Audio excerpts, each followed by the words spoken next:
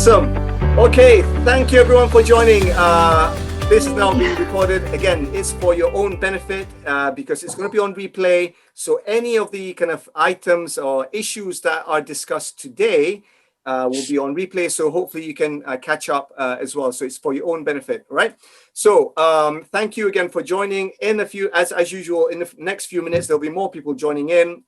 But we're going to kick off right now so that we are kind of in line with the timing. So today is a special day because there's going to be three of us. Instead of just me talking or another kind of coach talking, there's going to be three coaches, right, in today's session. And today we're going to be talking about focus. Now, before I kind of go into the idea of focus and why is it important, how can we use it to benefit our lives, I just want to kind of just introduce everyone to the other two coaches with me, which is Marina, Dymchenko, and also Donna Brown, right? So I'm going to give a handover to each one of them to just give you a background. You've probably seen my face a lot, hopefully.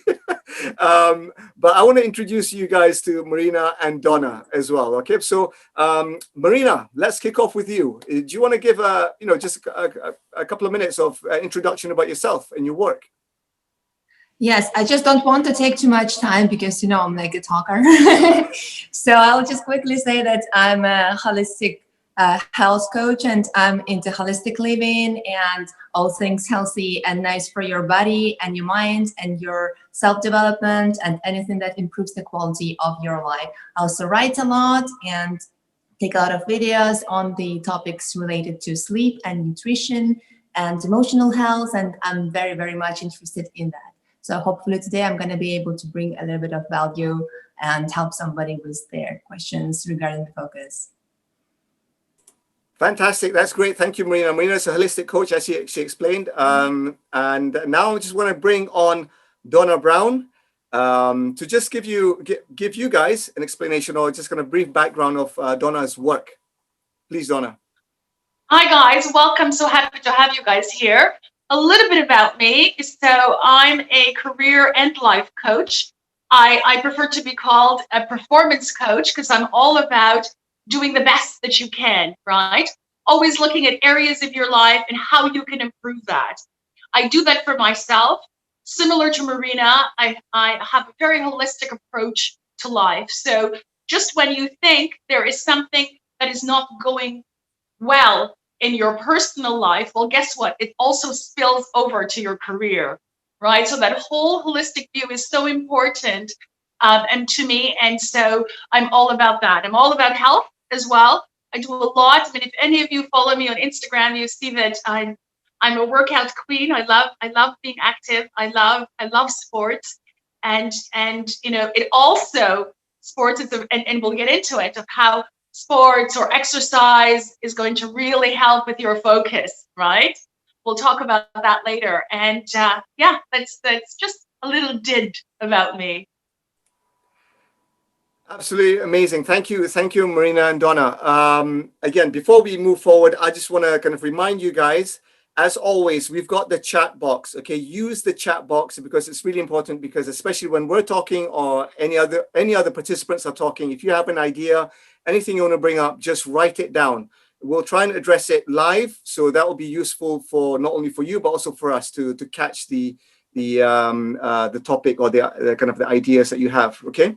On the idea of chat box, right? Chat box, right? I want to ask you guys quickly if you can type in. I just want to see if it works. Just type in where are you signing in from. So that will be useful for us to understand which part of the world you're signing in from. So if you don't mind just writing in there, I'm going to kick off. I'm just going to say I'm from. From. Okay, so if you don't mind just using the chat box right now, just type in where are you listening or watching us from, just to see if it works. Okay. Shall we also type in? Right? Shall we also type in? Yeah, so Zandra's from North Carolina. Amazing. Thank you, Zandra. Amazing. Amazing. We've got someone from North Carolina in the States. And I think we've From got people India, from India. on the Michelle, line. awesome. Anyone else? Just kind of Ida is from Malaysia, so amazing. We've got people from all corners of the world right now, right? As you all know, Donna, myself, and Marina are with the same locality, so somewhere in the Middle East. Okay. So awesome. So thank you so much again for doing that. Again, any ideas you've got, just write it down. We'll try and address it live in this webinar today. So before we go forward, again, the idea of focus your way to a better life, right? I think we'll probably start off, we'll probably kick this off with a question to the people out there, right? Is that okay? We rather than us talking a lot, we want this to be engaging, right? We want you guys to participate. It wants to be interactive. I agree. Absolutely. We want this to be interactive because rather than just 3 people talking, we want you guys to participate and let us know what aspects of your life which you guys need focus in, or what focus it means for you guys. So anyway, we'll start off with a question, right? What does a better life look like for you? Right? If you don't mind answering that question, again, either privately to any of us or just live in the chat box, what does a better life look like for you? Let's start off with that, because that will be a really kind of interesting question to start off with, and then we'll kind of get to focus from that. So if you can use the chat box right now, just quickly, don't spend too much time. What does a better life look like for you? Right? Before we go into kind of the specifics. So what does a better life look like for you? So again, just use While we're waiting for answers, maybe we can discuss what peaceful. It is for us. We've got peaceful there. Peaceful. Peaceful. Life means peaceful, peace of mind, tranquility, being happy, happiness. What does a better life look like for you? Just be interesting to understand. So we've got peaceful. Kamil, what does it look like for you? Sorry? That's a good question, Kamil. What does it look like for you? For me. Yeah. Again, whilst I'm explaining, please do write your answers down. Contribute back to society. Amazing. Nice one. Like that. That's awesome. Yeah. I guess for me, the idea of a better life, or the ideal picture for me is I guess a combination of the answers that they've given right there: peacefulness, happiness, giving back. So I think those are the kind of the key components, I would say, from my point of view. We've got peaceful and full of positive energy, physically, mentally, emotionally. Amazing. So we've got key answers right there that we can kind of start to kind of tap into, right? Yeah. We've got peacefulness, I like the happiness. last one because it really covers so many things. You know, of this. What was it? The physical. Read the last one if you can. Peaceful, physical, emotional. Yeah, peaceful and full of positive energy. Yes. In brackets, physical, mental, emotional. Exactly. So it's a full composite, don't you think, Marina? Because really, that is the life when you take a look at it, is to look at all the different aspects of the human being, or the aspects of your life, really. So I really like that answer. Yes, absolutely. You know, lately I hear a lot of coaches saying that being happy is not a goal. Well, I think that that's the only goal that we should have, because it all boils down to happiness. No matter how much money we have, no matter how many friends or how much success we have in life, if we are not happy, if we are not at that place of peace, bliss, and joy, it's just not worth it. I agree. I absolutely agree. And when you take a look, as somebody has written about peace or being happy, the emotional aspects of it, how do you attain that, right? It's nice to think of, to be happy. How can you make yourself happy? Because it's only you that can make yourself happy, right? How can you feel peaceful?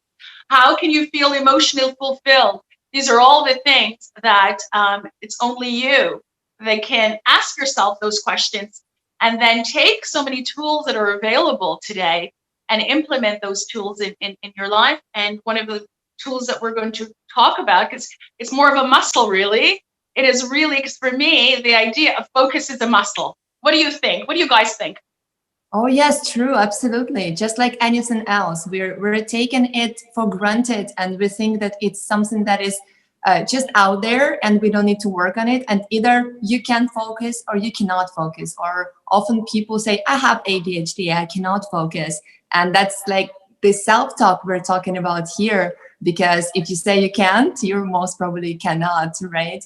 So, like people just don't think that this is something you can work on and you can improve. Absolutely, even if you have a short attention span, even if you have like a mental condition or a developmental condition, it's still something that you can work on and improve. Especially these days, attention span is getting smaller and smaller because we have so much technology whose only goal is to make us do things quickly and just inhale that information bit by bit in small chunks. That's also something that we face as people who are trying to influence, who are trying to help others. We break down information in chunks because now we know that people just don't process a large amount of information. They just scroll.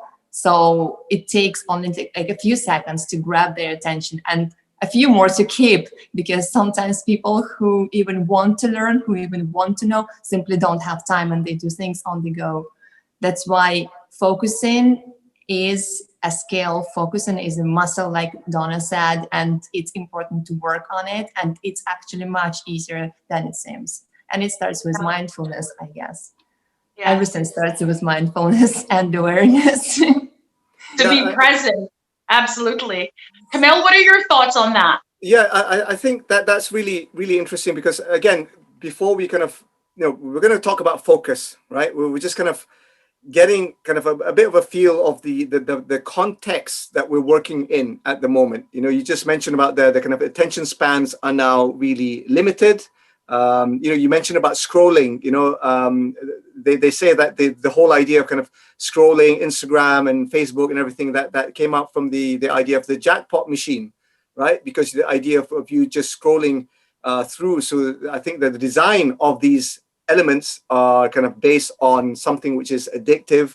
We'll come to kind of those ideas in a minute, but the idea of focus at the moment is very crucial. Now, before we go forward, I just want to kind of turn it back. Why is it important? Why is it important? We talk about the ideal life for us. We talk, people are saying, I want to be peaceful. I want to be happy. I want to contribute back to society, to have a peaceful, positive energy, physically, mentally, emotionally. Why, how does focus, or why is focus important for us to kind of take hold of if we want to achieve these things?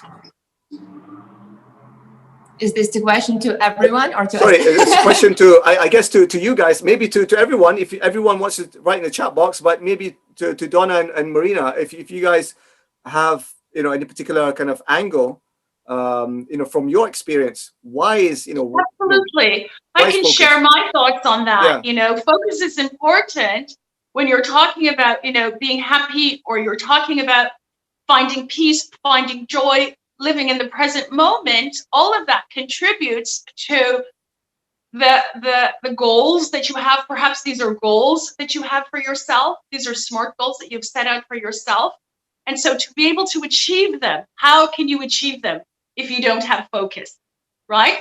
We're easily distracted. One of the biggest aspects, one of the biggest things that keeps people unfocused is distraction, right? So if you can outline, as a few people just did, in terms of what they're looking for, in terms of their lives, and you stay focused on that, and then you put into place steps, whether they're goals, whether they're habits, whether it could be a reflection that you reflect on this, it could be a visualization that you visualize where you want to go with this on a daily basis. That is how you're going to build. This is why focus is important, because it allows you to be able to zoom in on exactly what it is that you want, stay focused on it, and then achieve that. What are your thoughts, Marina? To me, the greatest thing about focus is that it creates the momentum. And momentum is very important when you're moving towards your goal. But the trickiest thing here is that the momentum is created whether you like it or you do not like it. Because if you're focusing on something negative, you're going to be gathering negative energy, and negative thoughts and behaviors will follow. And that's how you're going towards your goal, but in the wrong direction. And you're doing wrong stuff, and you're getting frustrated, and you're not getting there. And that's how people lose their purpose, lose their motivation, and then start looking for help. And with regards to positive thoughts, momentum is even greater because, I don't know, for me, positivity is a huge thing. It just gives us so much power. It just helps us just rush through the obstacles. It's not like even dodging or evading them. You just like not even see them. You just pass by them, and they pass by you. It's so powerful. If you focus on positive only, that is what's going to be happening in your life. Same as when you focus on negative. That's why it's so important to be mindful of your thoughts. It's so important to be mindful of what you're putting into your head as well. And that's environment, what we're talking about here, because it's very important to limit sources of information that feed your head negative thoughts, and work on what's coming out, and that should be positive, and that should be moving you towards your goal. Because if we're talking about goal setting and goal achievement, we need to align everything that we do in life with our goal. That's the only way to reach it properly and fast. And every time we want to, I don't know, watch Netflix, have a drink, or eat cake, the only question we need to ask ourselves is it moving me towards my goal? Because that's the goal I had. There's so much involved, and focus is a lot of work on your mind and on yourself. And it's only you and not other people or circumstances that are going to be responsible for whether or not you're going to come to your goal eventually. That's really interesting. Sorry, yeah, on you go. Can I just add something to that? Because I just love what Marina just said just now, when she mentioned the fact that positive thinking and what you focus on, right, will become your momentum. Because oftentimes when we think of distractions, you're not thinking of your thoughts as a distraction. You're thinking of a distraction as an outside source. Yeah, you're thinking of the mobile, you're thinking of social media, you're thinking of whatever, my phone ringing, whatever is going on the outside. But as Marina just mentioned, and I totally agree, 50% of those distractions is within you. Do you have worry? Are you anxious? Yeah, what is going on within you? Become aware of that. That also will attribute and contribute to your level of focus. And also, we're so keen on blaming it on other people and circumstances that we sometimes don't even notice how that is moving us away from our goal, right? Or excuses, that's like the whole different topic, right? And the most dangerous thing about excuses is that they all are valid, and we do have our kids and our jobs and those people who got us in traffic, or those neighbors who gossip behind our backs, and we all want to prove to other people that that is not just, or that is something that's distracting us from our good thoughts that we really want to have.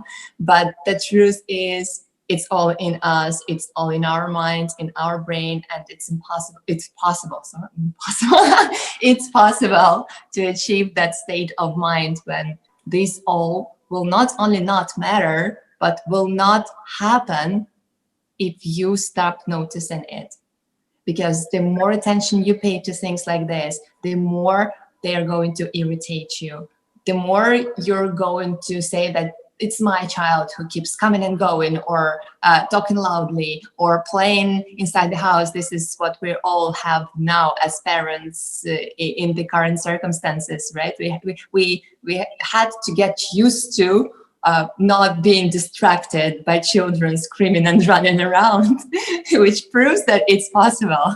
So how come we cannot do it with the rest of stuff? You mentioned something quite interesting there, Marina. You mentioned about paying attention, right? Paying attention to certain things and not certain things, which means that you're not paying attention to other things, right? We'll come to that in a minute in terms of what's important and what's not important, which will help in terms of focus. But you mentioned attention, but there's also a comment here from Zandra saying, talking about intention, right? So Zandra is saying, I believe that with focus, you should go into a moment or activity with intention to attain, reach, engage with a design purpose in mind. So that's also important, intention, before you go into that particular activity, right? Yes, I like that. That's really, you know, I guess to start any activity, you go in with an intention. So that, I guess, that's one of the kind of key aspects of maintaining focus, so that you are aware of what is it that you're doing. So you kind of check yourself every so often. Is this something that I should be doing? You know, you have an intention about it. But before we move on, I want to again ask people out there. Donna mentioned something about all the distractions that we have, right? The phone, the social media, but also Donna and Maria touched about the things which are within us, the things which actually come from within us, which we distract ourselves, you know, not the external things, but the internal things. I want to ask people out there, I guess it's a two-part question. I know I shouldn't be asking two-part questions, but I'm going to ask two-part questions. Do you have any particular thing in your life at the moment that you struggle with focusing on, right? Do you have any particular thing that you struggle focusing on at the moment in your life? And if you do, second part of the question, if you do, what is it, right? If you don't mind just writing in the chat box, do you have any particular issue with focusing on certain things in your life, and what is it? If you don't mind just sharing that with us so that we can understand, is it something which is external or something internal? So that will be able to kind of, I guess focus our conversation today a bit more. So do you have any particular thing that you struggle with at the moment in terms of focusing on? You know, is it something to do with your career? Is it something to do with your finances, your relationship? You know, something that maybe you had a goal at the beginning of the year, and now it's the end of January, and then you're already thinking, oh my God, you know, I don't think I can do this. Is there something that's blocking you at the moment in terms of distracting you from focusing? And what is that thing? If you don't mind just sharing that in the chat box, or if you don't have anything, just say no, no or yes. If you completely focus on what you're doing, that's awesome as well. But if you can just say yes or no in the chat box, and then we can maybe address that at the moment in this webinar. So let's have a look. Yes.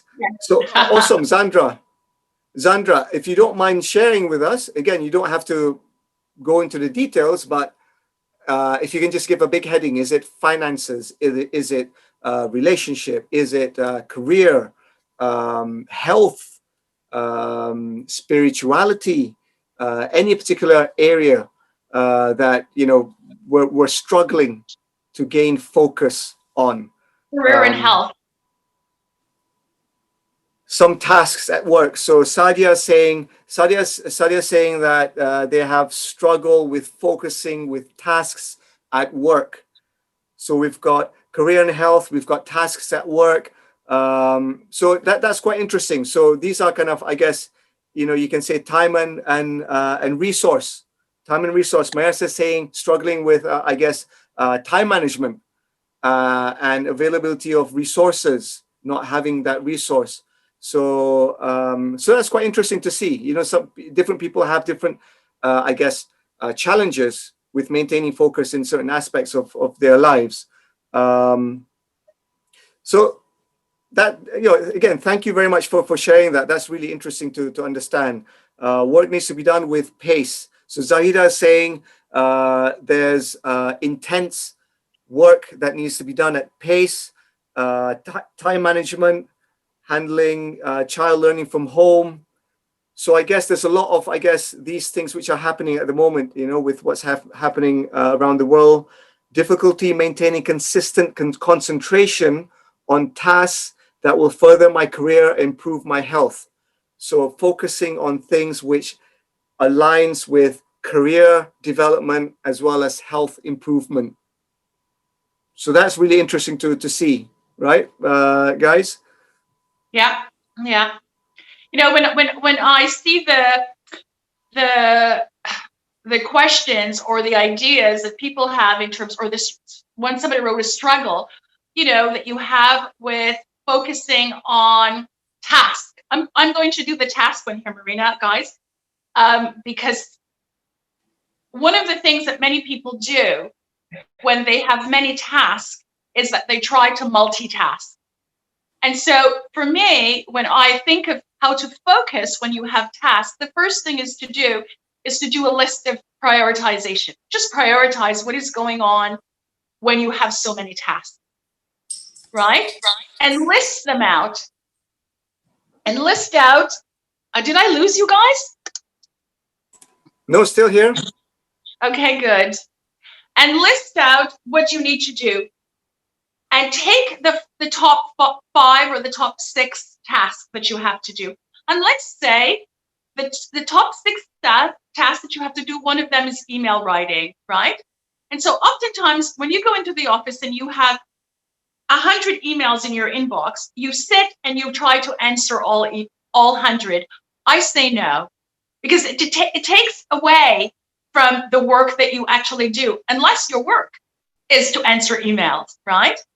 So go into the office, take a look at those tasks, those emails, right? Answer a few. Give yourself the first hour in the day, I'm going to tackle emails, and answer and prioritize. Answer those that needs to go out, and then take the next thing on your list and do that. But don't forget, before you leave at the end of the day, come back to your email. So check your email twice. Email, believe it or not, is a form of distraction. And it distracts many people away from the work that they have to do. Hence why your tasks during the day will build up, right? Another thing that's going to distract you in terms of tasks to do, and I'm sure everyone does it, is that you have your mobile phone on your desk next to you. And most of the messages that are coming in on that mobile phone, it's your Instagram, it's your Facebook, it's a friend, it's what they've had for lunch and they're sending it to you, they're sending you a photo, it's your mom saying hi, it's your son saying I love you. Don't get me wrong, all of that is very important, but those are also distractions. Keep your phone in your handbag and take it out. Give yourself time. Let's say, I'm going to take a break. This break is also very important when you're focusing and when you are planning your day in your task. A break is important. What do you want to do on that break? You want to go for a walk? You want to check your mobile, your handy, whatever you call it. What is it? Your cell phone? You want to check that? Give yourself your 15 minutes. You check it, you put it away, you come back to your work. Oftentimes we allow all the things that are happening in our lives to keep us outside of what it is that we really need to do. And if you can align yourself like that, well, to know this is really what I need to do, and everything else is a distraction and it's distracting me, then you'll get your tasks done. Then it won't be difficult for you to prioritize and stick to it. That's very good, Donna. Awesome. That gave me a blueprint. That's it right there. That's the foundations of it. You've explained it. I'm taking notes. You're taking notes. You need to do that as well, right? And there is also something that I forgot to mention that many people do that I've now really incorporated in my day-to-day that helps me so much. 2 things. My mobile phone does not go into my bedroom. Oh, And yeah. it sounds, and people say, well, I said, no, electronics do not go into my bedroom. And so even for my alarm, it's on my phone, but it's outside of my room. So I have to get up. And when I turn it off, I know that there are messages, but I'm not interested. So I make my breakfast, I have my tea, I do whatever it is that I need to do in the morning, the me time, because this is important to me. I'm setting myself up for the day. I'm setting up myself up for focus, for quality day. And I give myself that 1 hour in the morning to me without my phone. And then I know it's time for me to check my phone, and I do it. So these are habits. And it doesn't, you can't, once you start practicing it and you keep doing it, guess what? It becomes literally, now I just do it. I don't even think about it. Even on the weekends, I don't even think about it. I just know first is breakfast, first is my tea, I shower, I do this, and I sit on the sofa and then I check my phone. Okay, that's it. It's done. So it's a routine, and it's really important. Here's another one. It's really important to form habits. I will stop talking, Marina, and allow you. Go ahead. No, that's all right. I love listening to you talk, honestly. Because it's also logical and connected. I just wanted to add a bit, since you touched upon social media and the phone, is how much it's important to stay alone with yourself, by yourself, without your phone, without ideas and opinions of other people. I recently listened to a talk. There is a guy called Cal Newport, and he has an amazing book on digital minimalism, and he coined the term called solitary deprivation, which means when people are no longer alone with their own thoughts, and they're so under the influence of other people's ideas and opinions that they no longer know who they are. They no longer have their own opinions because they spend so little time with their own thoughts. And we often confuse being lonely and being alone, which are totally different things. And we think, oh no, I'm alone, I've got nobody around, and we start getting upset about it, and we don't take it as an opportunity to listen to ourselves, because every single moment of our life is now filled in with scrolling Instagram stream and Facebook stream, and you can see it everywhere around. People are waiting for the elevator. Nobody can just anymore look around, look at other people, or try to start a conversation, or just even look at the wall in front of you and think, what am I thinking of?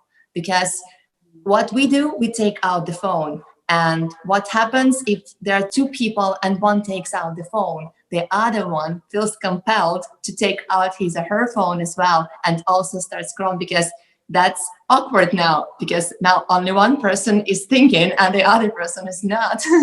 So it's really getting us into this negative loop of filling in the pauses and just like cutting us off the stream of our own thoughts. And this is very difficult, because that's how we lost our ability to concentrate in the first place, because we just don't want, we are very uncomfortable around ourselves. And that's where it all starts. And that's what we need to start practicing. There is a lot of breath work that we need to do. There's a lot of presence. Somebody asked the question right now about, this one was very good.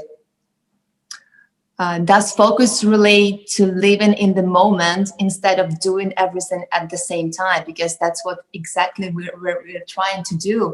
We have so many tasks and we're trying to multitask, and brain is just not capable of that. Because long before we know, we're gonna just get involved into something that comes from one activity. Say you have 12 different tasks.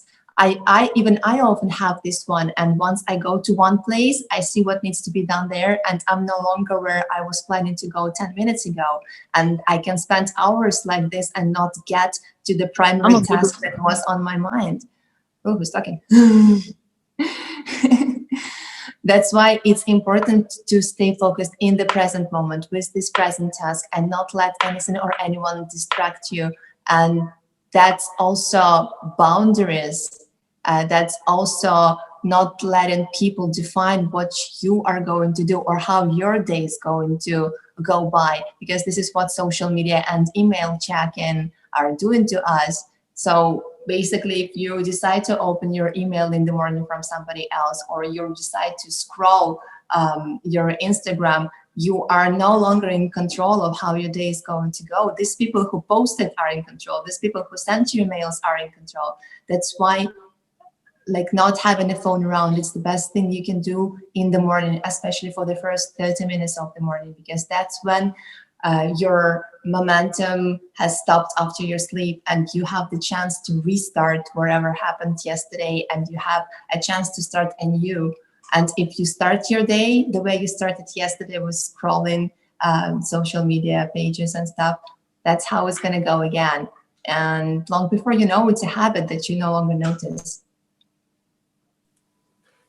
Thank you, guys. I mean, that's really, really, really interesting and important to kind of understand how focus, why focus, and how do we maintain focus as well.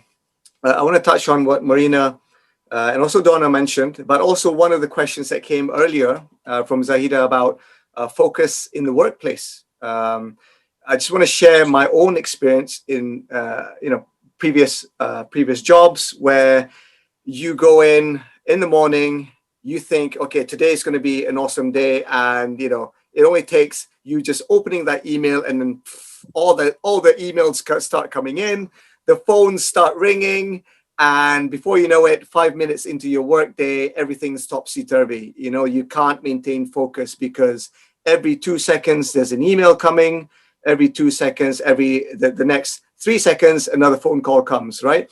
So what I have kind of I guess developed throughout, I know I cannot change, or I cannot control what's the emails coming in and the phone calls coming in, but I can control how I react to them, right? So that's the one key things I allow myself to do, is like, I don't go against the grain. I allow those things to come, but I control myself how I react to those things.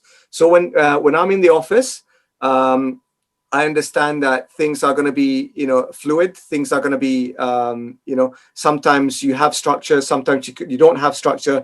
That's the nature of it. But what I do have control is, as soon as I step out the office, that's my time, right? That's my time. I don't pick up calls from clients, from colleagues. I leave work at work. Because I understand when I go into the office, this is where we Marina talked about being, and someone mentioned about being intentional, right? Fine. If I go into work 9 to 5, I accept I have to devote that time to my workplace. But beyond that, that's my time. I don't allow anyone to take that time from the workplace, from me. So that means I don't have my work email on my phone. That's something that I practice. I don't do that. I know some people might struggle with that, but my I guess advice is, maybe try to kind of challenge that with the management, saying, look, this is my personal phone.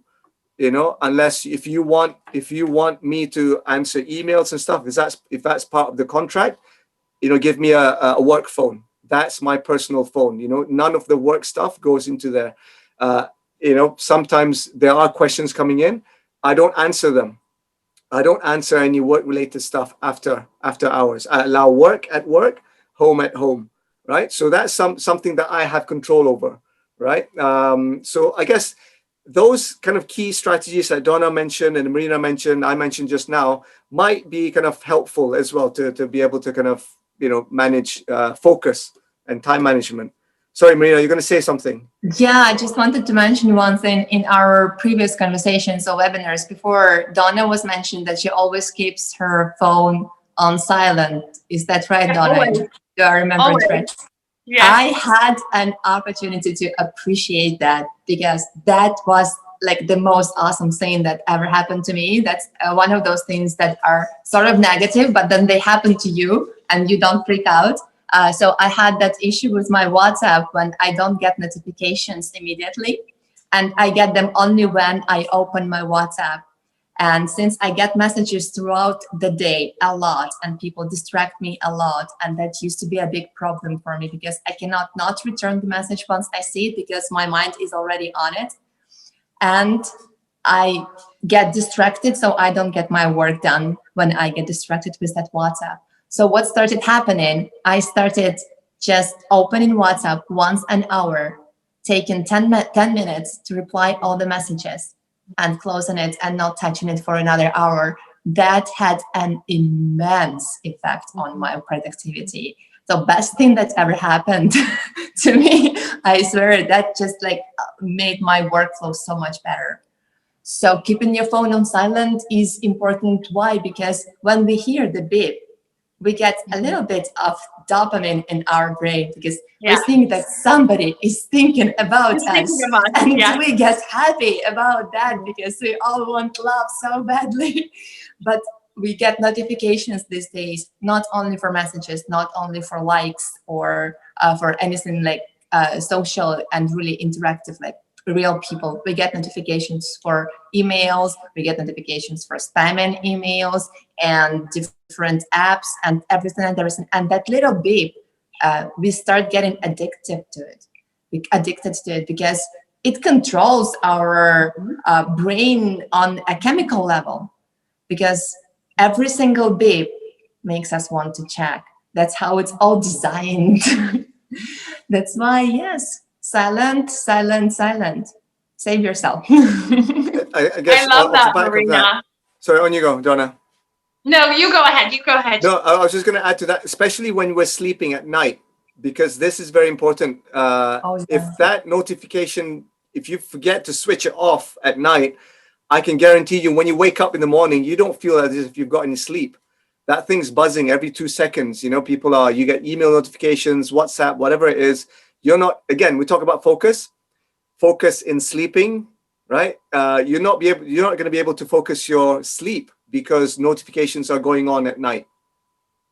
Yes, that's very disruptive. And also sometimes, like, because I sometimes at night, I get news from people. So people think that if they message me and I read it first thing in the morning, I'm going to react faster or like take action faster. So what happens, I have a new rule for quite a while now.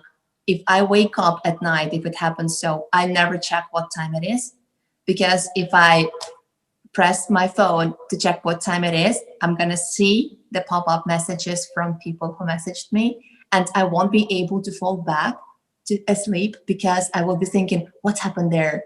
Or maybe there's something that requires urgent reply or something like that. So even the best thing you can do if you keep your phone in your bedroom still is go airplane mode overnight, or go silent mode, or turn the screen down, or forget that you have phone at night and get yourself a clock.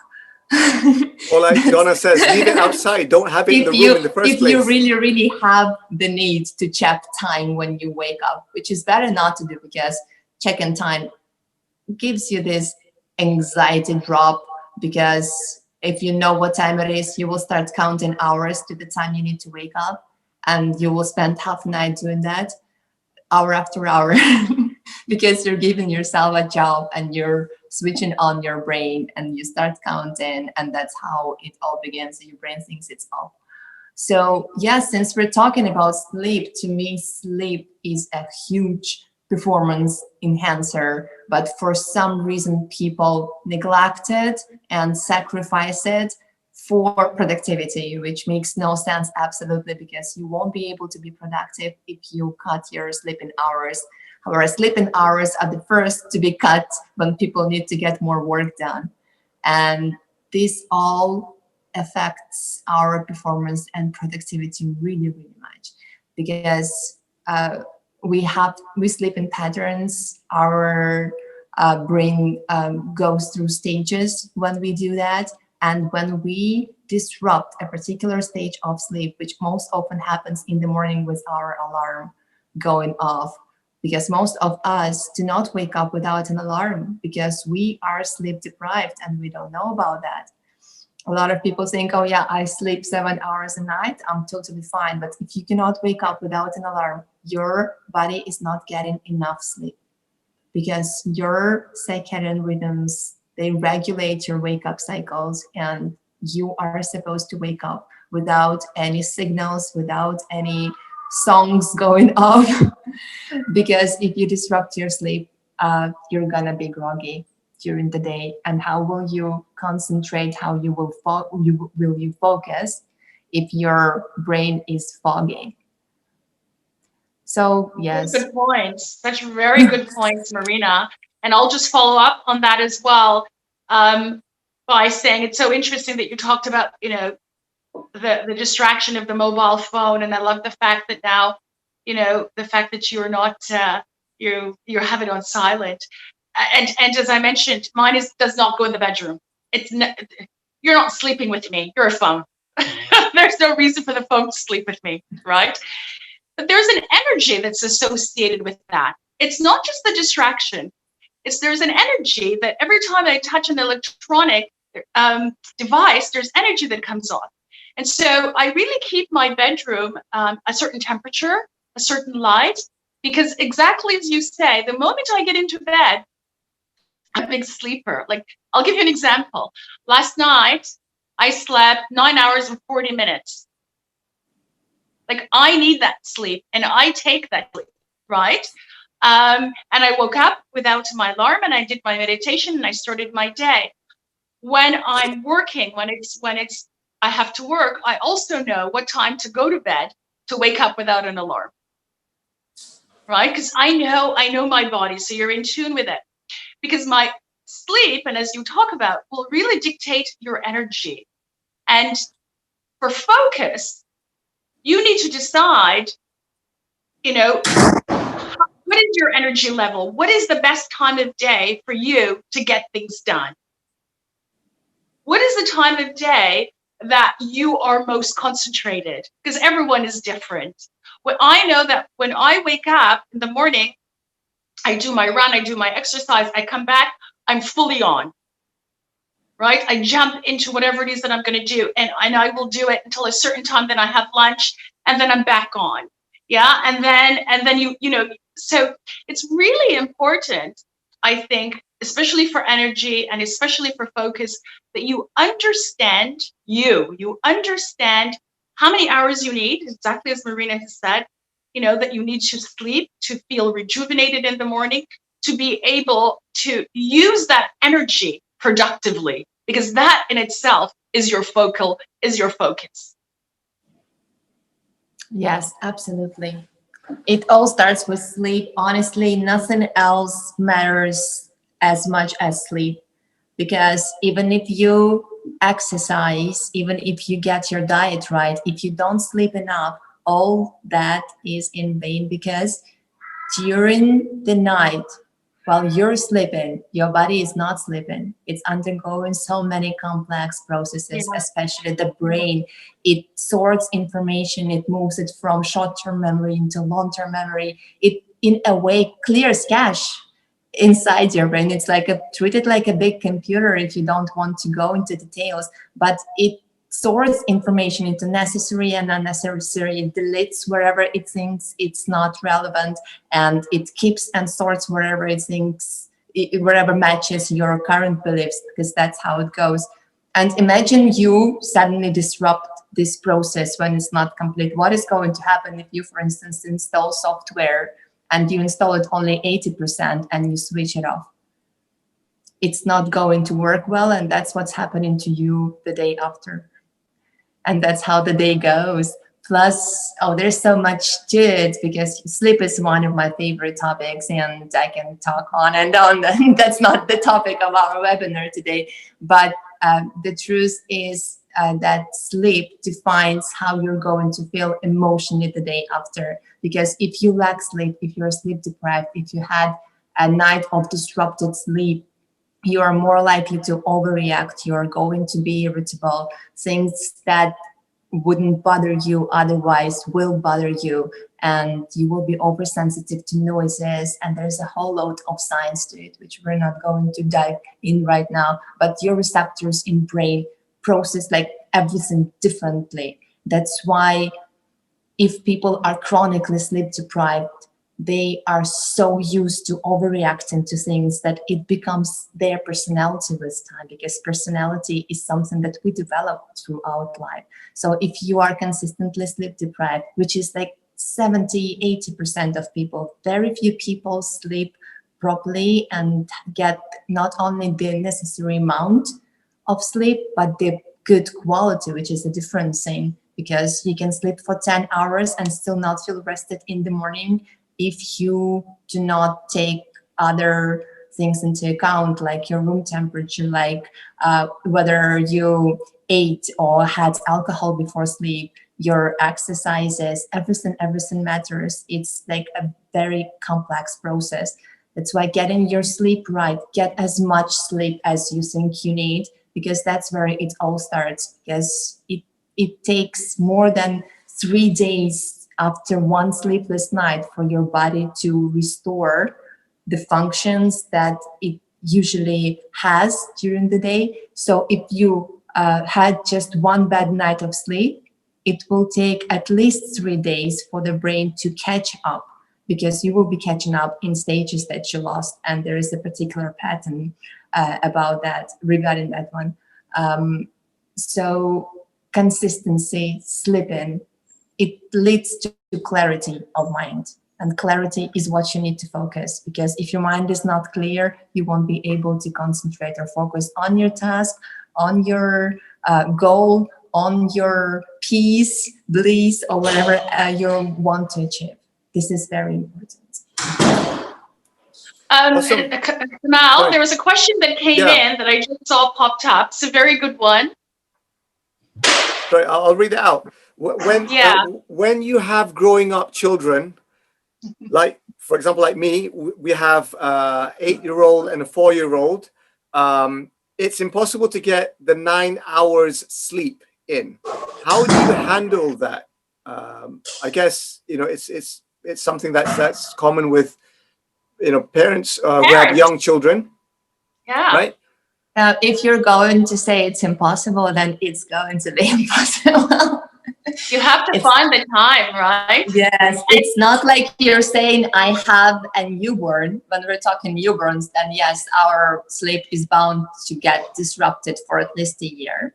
Right. But if we're talking older kids, it's the routine that we are messing up, and the sleep that we are not prioritizing. Because even for kids of your age especially, it's important to get enough sleep. For all kids, they still need 4-year-olds need 10 to 12 hours of sleep, and 8-year-olds need 9 to 11 to 12, as much as they can get, and they need it in specific times. Not they're not supposed to go to bed at 11 or 12 p.m. and then wake up at 11, even on weekdays, because again, I'm going to go too deep if I start talking about sleep and sleeping in and thinking that it's going to help your body in a way. Your sleep needs to be consistent, and the good thing about that is that if you sleep consistently for a certain amount of time, that helps you keep be rejuvenated in the morning.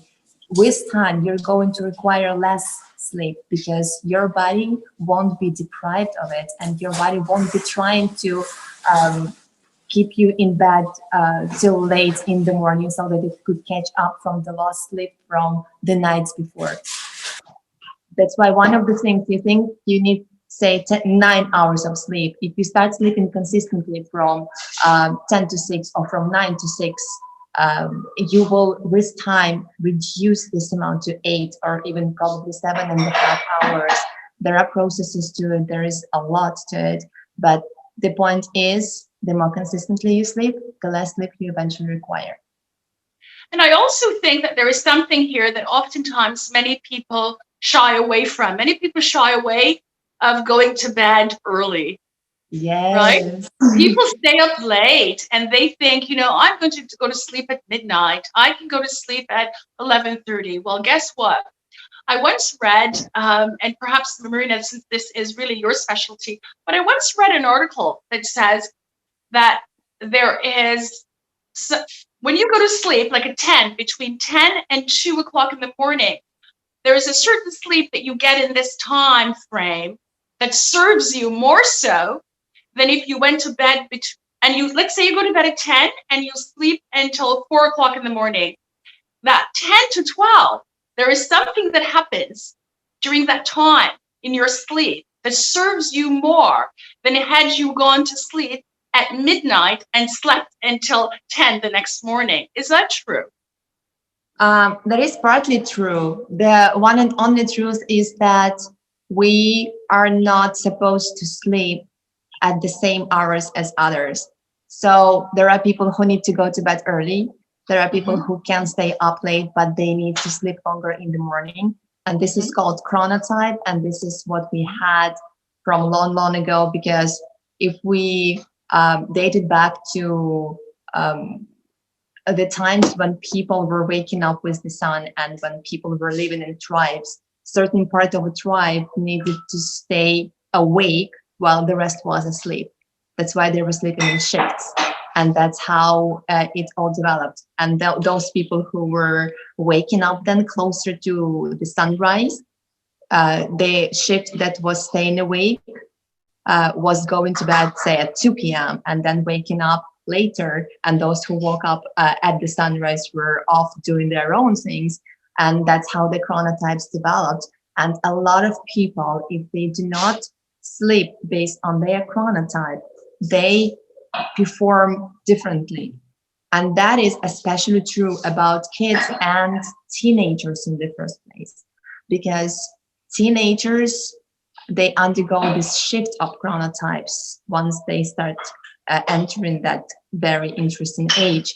Because if they were early birds, most of kids are early birds. They like waking up in the morning. So closer to their teenage years, they shift to later hours. And us trying to make them go to bed at 9 so that they could wake up at 6 because they will have school in the morning is like trying to make us go to bed at 7. Will you be able to fall asleep? And then trying to make us wake up at 4 a.m. Will you be able to do that? And will you be able to go to school and concentrate after that? So that's the real thing. And there are a lot of studies regarding this one. And there are a lot of stories within the studies when people improve their performance like 0.0000% after they started sleeping based on their chronotype. Again, this is a science, and with it goes chrononutrition, which means that eating based on your chronotype is going to improve your health and help you with weight management, because a lot of people eat when they're not supposed to, or a lot of people eat out of habit when their body has not yet started producing hormones necessary to digest all the food that they are consuming. So yeah, again, like I say, I told you I'm gonna take it into this direction because you just only get me started. Well, bring it back to focus, Kamil. Go ahead and do that. Basically, I just want to kind of just add a little bit to what Marina just mentioned there about kind of, I guess if you have kids, young kids, right? It's intrinsic. I mean, for example, I'm giving my own our own experience as parents. Our habits go hand in hand with the kids' habits, right? So our sleeping patterns, it's not like saying the kids will have they can do whatever they like and I'm going to try and squeeze in my 9 hours. It doesn't work like that. So we try to make sure that the kids get their sleep so that we can get our sleep, right? So it's not like independent. They're kind of both hand in hand. Our sleep patterns are kind of also kind of linked to the kids. So, for example, we make sure that the kids go to bed early, right? Because they need that sleep so that we can get our sleep. We don't allow them to stay up till 11, 12. It's sometimes during the holidays we allow them to do that, but we make sure that that's a one-off thing. It's not a kind of an everyday thing. It's not a habit. So again, I just want to kind of just make sure that don't try to force a thing. Allow yourself. Sometimes we slip, but that's okay. Get back onto the schedule. Again, with habits. sometimes, we do slip into kind of bad habits, but to understand that, yes, I have to get back and refocus my attention to getting back to the kind of the good, positive habits. So I just want to add that to what Marina just mentioned there about kind of sleeping habits and sleeping patterns for the child as well as the parent. Okay. Sorry, I'm just conscious of time right now. This is so engaging. Yes. I really love this because it's not only us having this conversation. We've got so many questions, I guess, ideas coming from participants. And I really kind of appreciate everyone who have participated today. I just want to make sure, how are you guys if we go on for another 10, 15 minutes, or are you guys... 10, 15 minutes is fine. 10, 15 minutes? Because this is really interesting. We're just beginning to get into kind of the crux of the thing. So again, if I just want to make sure everyone on the webinar right now, are you guys okay if we go on for the next 10, 15 minutes? Just say yes in the chat box, or I, like Tony Robbins. Zandra says I'm in. Is everyone okay if we keep going? Maya says yes, please. Yes. Anita says okay. I think we've got thumbs up from people to keep going for the next 10, 15 minutes. Vishal says yes. So again, thank you. So again, bring it back to focus, right? So we've talked about why focus is important. We've talked about some of the strategies, right? Donna talked about kind of some career strategies. Marina talked about kind of sleeping habits and patterns. Now, how do we bring everything together, right? And focus in kind of aligning it with our, ideal picture of a better life? How do we bring focus and the better life together, right? I guess, something about kind of, there's something about goals in there, I think, right? How do we manage goals? I don't know. I'm just opening it to you guys. When I hear you say that, when I hear you ask the question, I think for myself, right? And I think of discipline, right? I'm thinking of a habit and I'm thinking of discipline. Those are the two things that come to mind. And then, of course, once I'm disciplined and once I have set the habit and I've got this momentum that Marina had mentioned at the very beginning, now I'm going to put my SMART goals together. But I think oftentimes we don't credit ourselves or give ourselves the room, the space to really build what we need in terms of that focus. Take your time, look at your life, examine your life. Don't be afraid to do that, right? And say to yourself, what is it that I really want to do that I'm not doing? And how do I need to do that? What do I need to change? What do I really and need what to is change? What is the best thing that helps you get disciplined? Yeah. It's exercises. Exactly. As much as you don't want them, nobody likes doing them, but you will start liking it once you feel the effect of it on your body, on your health, on your productivity, on your focus, and on your discipline and how the day unfolds, because there's a lot of science behind exercising. It helps our bodies on a chemical level, not only in terms of muscles development. And introducing exercises into your routine makes you much more disciplined. If you start your day, and by exercising, we don't mean going to the gym and getting trained there for an hour. 5-10 minutes in the morning is more than you need if you're just starting. If you commit to those 5 minutes, then later you will commit to 10, 15, and 20. And you will get to 1 hour if you want to. Again, like the gym necessity is very much like overestimated. Nobody needs to go to the gym every day and stay there for 1 hour to prove something to anybody. You do it only if you really want the body. But fitness is not so much about the body. It's about physical fitness. It's about being able to walk long distances, move furniture around, and do stuff that makes you feel better. It's not about having abs or having biceps. it's about health in the first place, and that's what we often do not take into account. So start with those 5 minutes and make it a part of your routine, and then you're going to get better at everything else. I agree. And then something else happens as well when you're exercising, whatever it is. Guess what? You're also building that focus muscle. Because when you're exercising, whatever it is, if you're going for a walk, let's say you're jogging, let's say you're going for a jog, you're concentrating on your breathing, you're concentrating on your legs, you're concentrating on your body. And that is building your focus, right? If you were to do, somebody says, do 5 push-ups, you have to focus.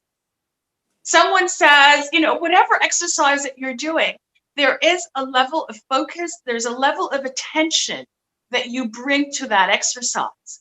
So that is also building that muscle that you're unconsciously doing, that you can then take into, other aspects, other areas of your life that is so important, whether it's going to be goal setting or whether it's going to be, whatever it is that you want to do. It is so important, all of that. That's Well, I don't see you anymore. There you are. You came back. I think, again, Donna and Marina, what you mentioned just there is great. Zandra's also kind of mentioned just now about kind of incremental changes rather than going big on things, which I think is really important. It ties into what you guys are talking about, exercises.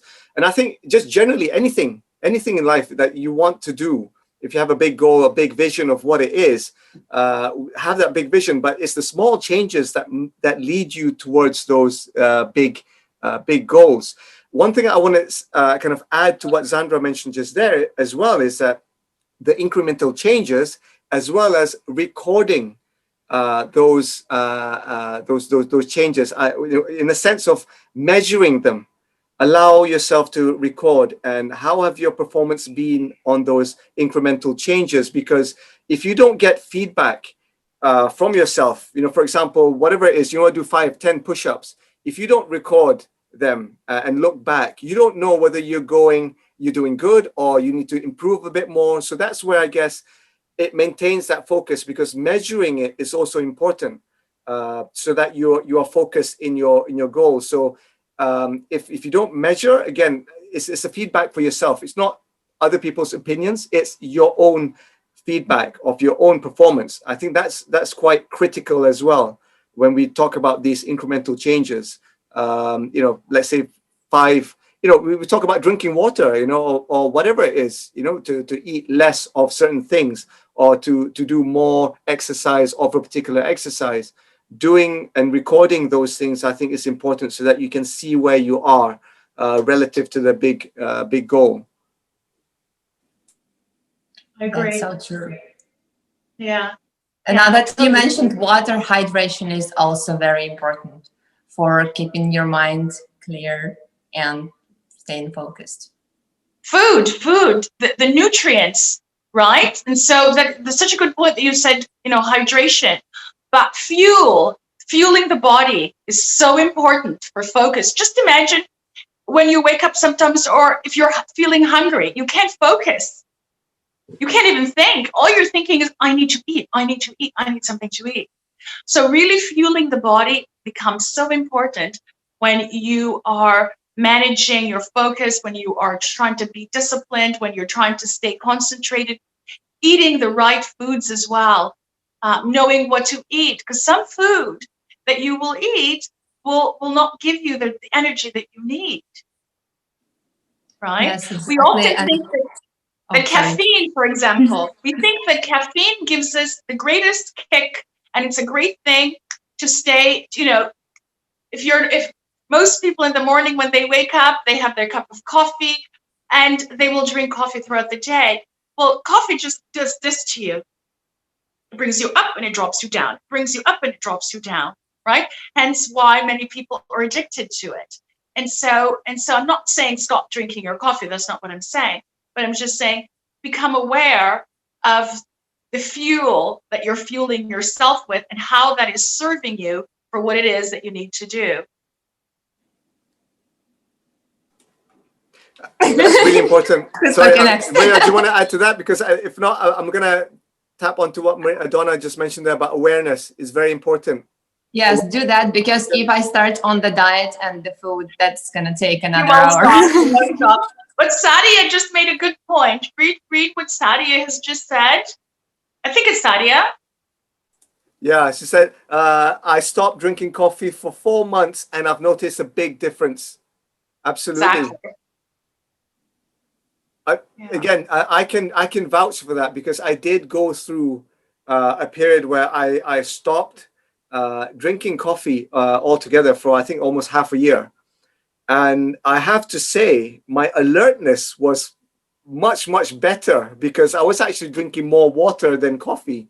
I developed a kind of, I guess, an addictive habit of drinking coffee when I was in university.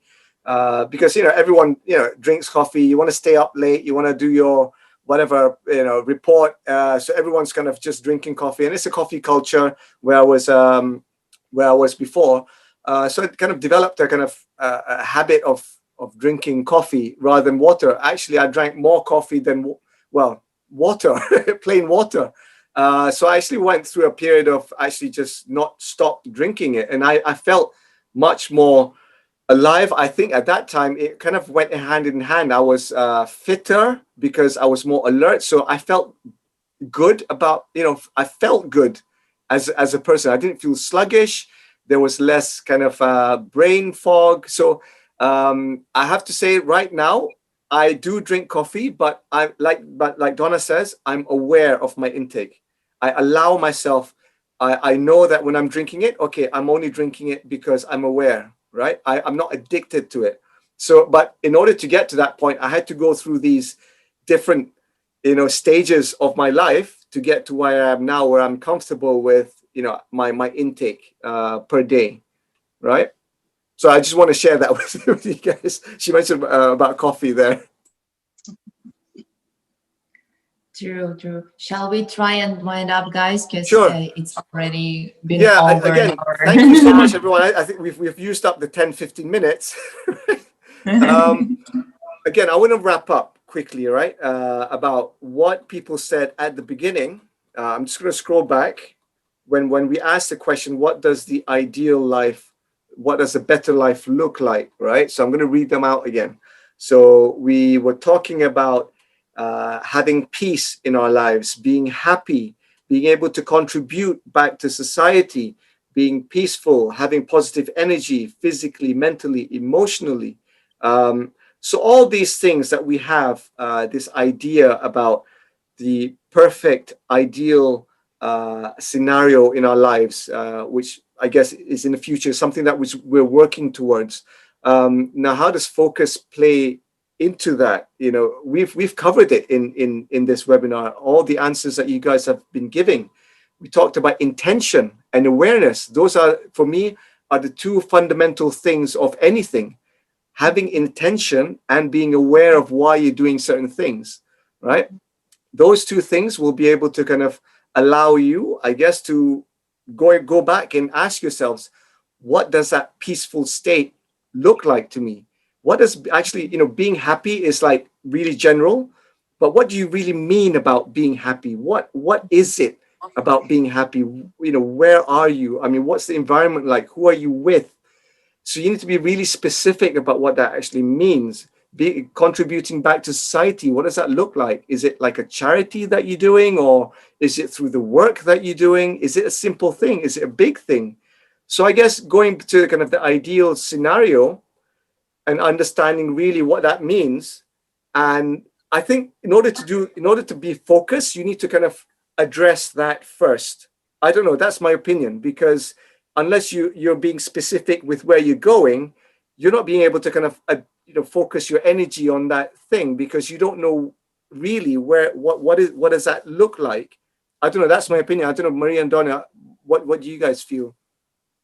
No, I totally agree with what you're saying. Absolutely. And this is how we started the conversation, right? Is to really understand what it is that is important to you. And as they said, and quite a few people said, it's a holistic view. And now you're going to break that down. take it apart, break it down. You have your goals and you break that down. And that's it. That's basically it. I think really you summarize it, Kamil. I think you did. Marina, do you want to have a final few words before we sign off? I know this is Marina. amazing. Few, just very few.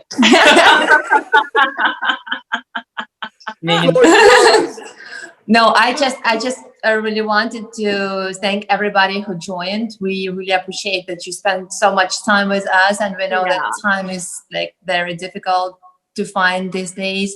And thank you so much for all your lovely comments. Yeah. So beautiful. It made me feel so happy. Thank you all. Nice. Very nice. Thank you. Right, guys. Thank you so much again for joining. Again, this has been really, really engaging. And I really this is one of the most enjoyable webinars because we've got you guys to chip in and actually be part of this rather than just us talking. You guys, we're responding to your questions and ideas. So this is really great. So thank you so much for being engaging in this webinar. I've just put in my contact detail there, contact@kamilshah.com. Please send me your contact details so that if you have any particular questions, I will forward that to Donna and Marina. And this conversation can go on, right? If there's any particular aspect that you struggle with that Donna and Marina and even myself can help with, we'd love to kind of assist you on your journey, right? So do drop your email to contact@kamilshah.com. I'll share that with Marina and Donna, and then we'll take it from there, right? So I'm just going to read the final feedback. Thank you, everyone. Okay, right. So is that okay? Is that okay, everyone? I'm just gonna. Yes. Feel free to unmute yourselves and just say hi, goodbye, whatever it is that you want to share. Thank you, everybody. It was awesome. So much information. I love it. Thank you. Aww, thank you, Zandra. That's great. Thank you. So happy we could be of help. I love that. Thank you so much, everyone. This webinar was so insightful and really enjoyable. One of the best webinars that I've attended. Thank you so much. Oh, thank you, Sandra. Thank you so much for sharing that with us. And again, thank you so much for everyone who kind of gave your feedback on the in the chat box. Okay, right. Yeah. That's it for Jumpstart January. I guess do follow us, follow Donna, follow Marina. Actually, if you guys haven't followed them already, you can find them on Instagram. I guess that's the best way through Instagram. Yeah. Contact them through Instagram, and then they'll, I'm sure more than happy to kind of assist you as well. Okay. Absolutely. So, thank you, everyone. Stay safe, stay healthy. Peace and love to you always, and we'll catch you guys in the next webinar, I guess. Bye-bye. Thanks, everyone. Thanks for being here. Bye-bye. Thanks, Marina. Thanks, Kamil. Bye. Ciao, Thanks, guys. Thanks, Marina.